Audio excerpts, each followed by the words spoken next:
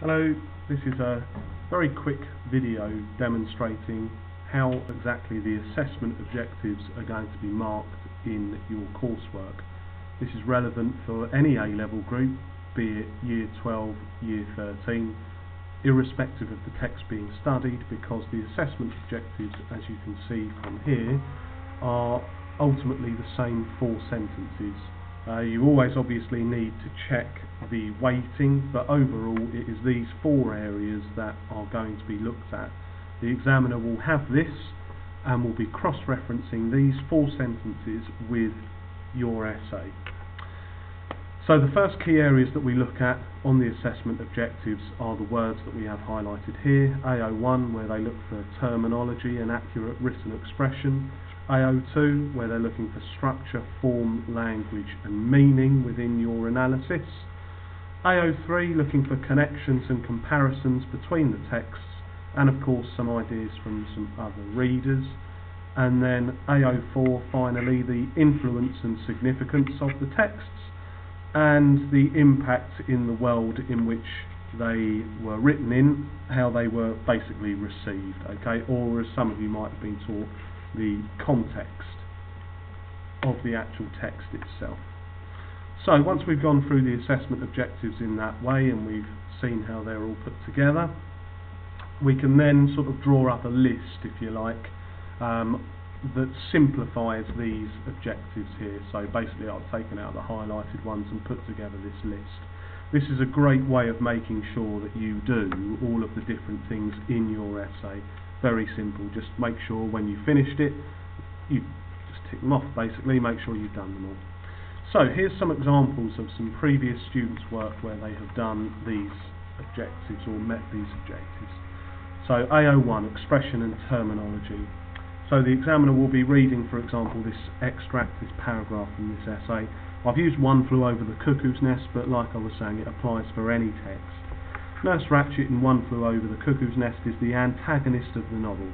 There is a lot of irony in her position as a nurse, who you could consider to have a caring, motherly and sympathetic nature that does not comply with a Nurse Ratchet's qualities.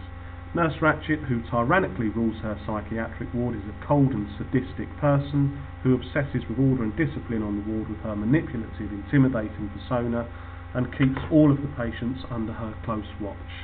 So, in terms of expression, you can clearly see towards the end of this sentence here that the way this student expresses things along the lines of how they're a cold and sadistic person with an intimidating persona, really good sophisticated A-level expression, along of course with some good English literature terminology. So we're looking at words like antagonist and irony and so on. Okay, so a very quick snapshot of AO1 in an essay.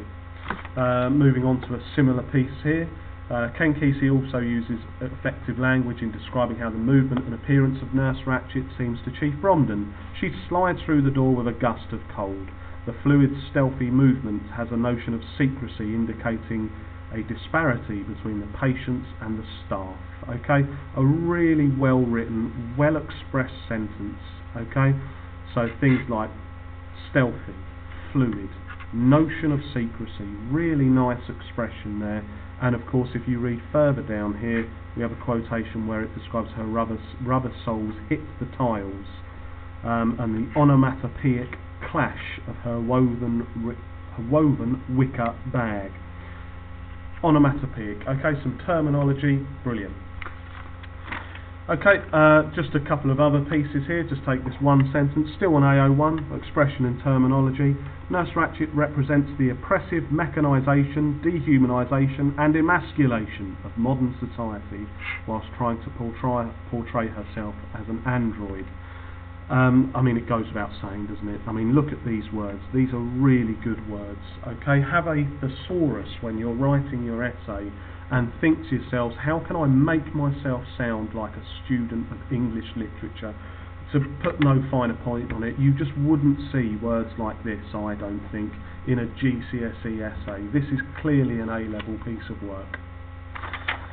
So, how do we look at structure, AO2 structure? Well, without wanting to or needing to read through the whole thing, it's quite simply where you study the way that the novel or text has been built. Structure, as you all know, means the building of something, okay?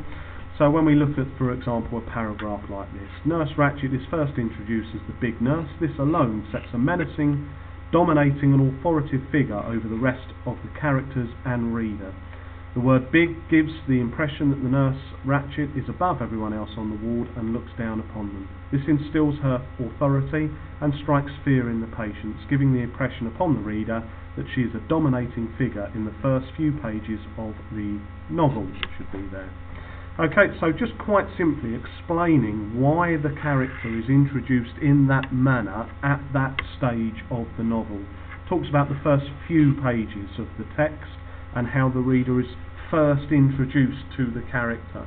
So basically exploring how the nurse is introduced at the beginning, so therefore in that way is shown as being a hard-hitting character from the start of the novel.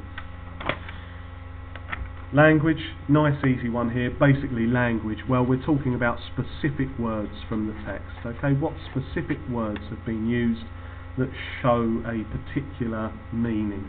Okay, so this first description of the woman is that she slides through the door with a gust of cold. There's our quotation. Now pick out some language from it.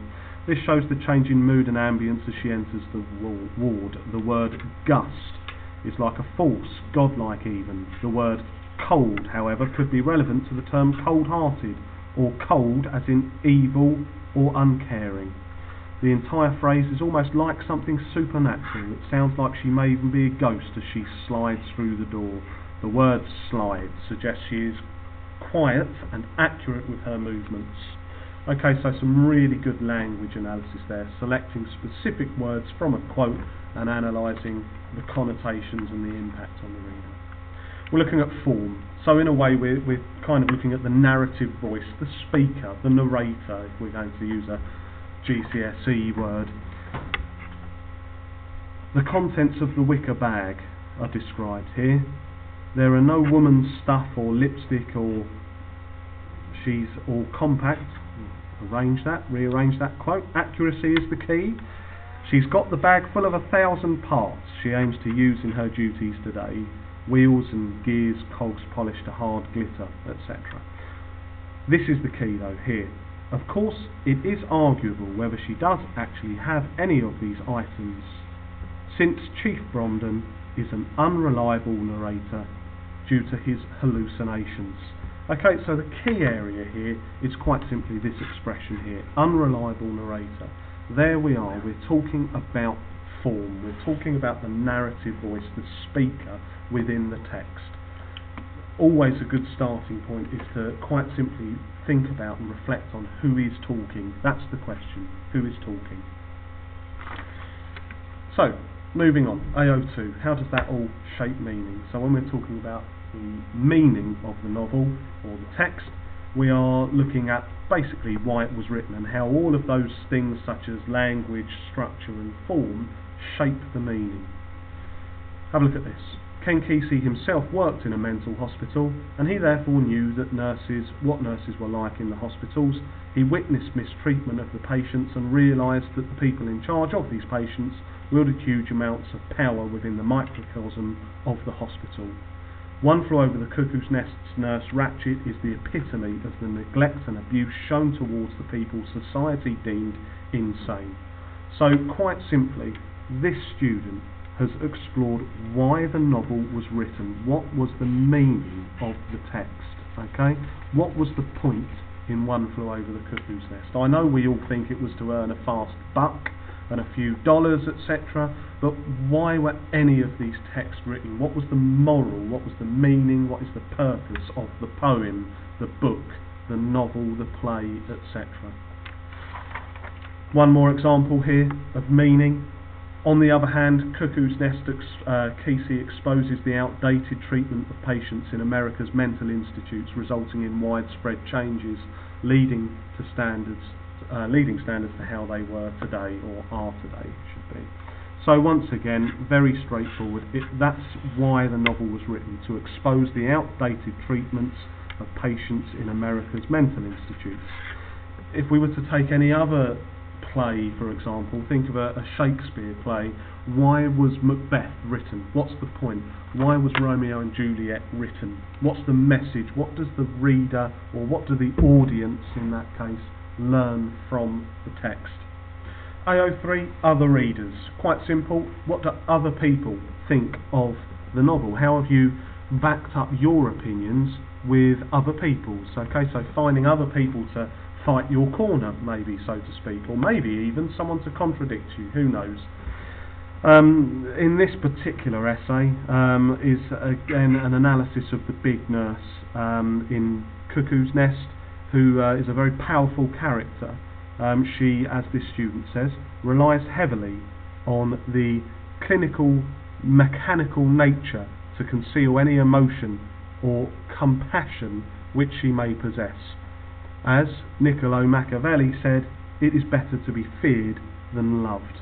Okay, so quite simple, finding out what someone else has said, not necessarily even about your specific text, might be a general philosophy or an idea, but finding out what someone else has said about your text. Okay, so that's other readers. Always remember with other readers to make sure that you're finding the opinions of someone who is an informed critic and not from an informal or possibly inaccurate source. All of this, of course, leads up to comparisons, so comparing a text's specific key details within a text. Here, this student compares some of the poetry of Carol Ann Duffy to One Flew Over the Cuckoo's Nest. The poem goes on to make it clear that this man means little to Salome. She is even unable to recall his name. Simon, Andrew, John. These are names of disciples who, being close to Jesus, were powerful themselves.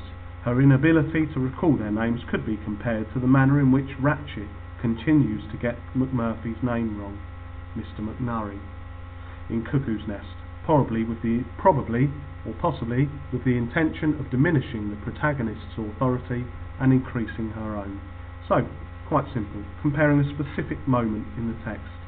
In this case, the area of naming. The character of Salome doesn't remember her lovers' names, just how it, in the same way Nurse Ratchet doesn't recall McMurphy's name.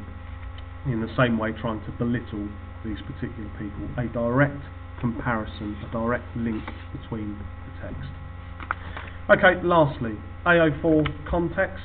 So quite simply, looking at the historical context in most cases of the time that the text was written in. The fact that he uses the words big nurse can be almost taken literally. The fact that she is the head nurse on the ward is made sufficiently clear by the word big. It goes on to analyse the character of the nurse there, and then here we go. This is what we're looking for context. However, let nurse not be overlooked, as it speaks volumes about this antagonist. Contemporary society and past social orders have always held nurses, and especially doctors, in high regard, simply because of the job they do. By having someone of that kind of social status act as a villain, it is a very powerful device in capturing the reader's attention. So quite simply, I mean, some key words for context really. Words, for example, like society, contemporary, social order, and so on. And indeed the way that society will regard a particular concept, character or idea. So that basically concludes this video. That is a very, very, very simplified, dumbed down version of how to look for these key areas within your coursework. Always, of course, remember that this is a toned down list, so therefore don't ignore the bits that are taken out here. I'll finish on this last point, of course, which is that you are studying English literature, so therefore you must make sure that you have accurate written expression. Always check the literacy. You are never going to get above an E in English if your inaccurate use of capital letters, full stops and paragraphs and so on. So make sure your written expression is excellent, and make sure your literacy is outstanding, and of course make sure that your essay is full of reference to the text in quotations. And never forget, English literature is the study of the writer, not the text. You're studying the person who wrote it.